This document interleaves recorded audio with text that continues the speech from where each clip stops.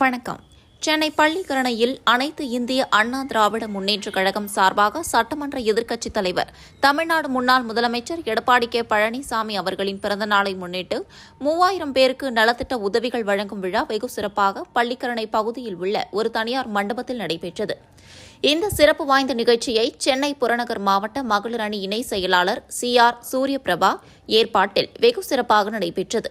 இந்த நிகழ்ச்சியை துவக்கி வைத்து நலத்திட்ட உதவிகளை மாவட்ட கழக செயலாளர் சொடியநல்லூர் முன்னாள் சட்டமன்ற உறுப்பினர் KP கந்தன் கலந்து கொண்டு வழங்கினார்.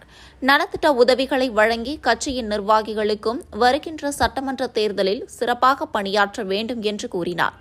இந்த நிகழ்ச்சியில் பகுதி செயலாளர்கள் V. குமார், ஜானகிராமன், பழனிவேல், மாவட்ட மகளிர் அணி செயலாளர் செல்வராணி சுந்தர், பகுதி கழக துணை செயலாளர் சொக்கலிங்கம், 189வது வட்டக்கழக செயலாளர்கள் விஜயகுமார், பிராமிஸ், அம்பேத்கர் மற்றும் மாவட்ட பகுதி வட்டக்கழக நிர்வாகிகள், அனைத்து அணி நிர்வாகிகள், கழக தோழர்கள், மகளிர் அமைப்புகள், பொதுமக்கள் ஏராளமானோர் கலந்து கொண்டனர். உங்களால் நான், உங்களுக்காகவே நான்,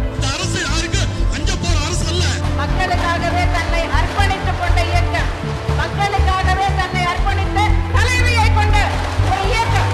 எனக்கு பின்னாலும் இன்னும் எத்தனை நூற்றாண்டுகள் வந்தாலும் அனைத்து இந்திய அண்ணா திராவிட முன்னேற்ற கழகம் மக்களுக்காகவே இயங்கும்.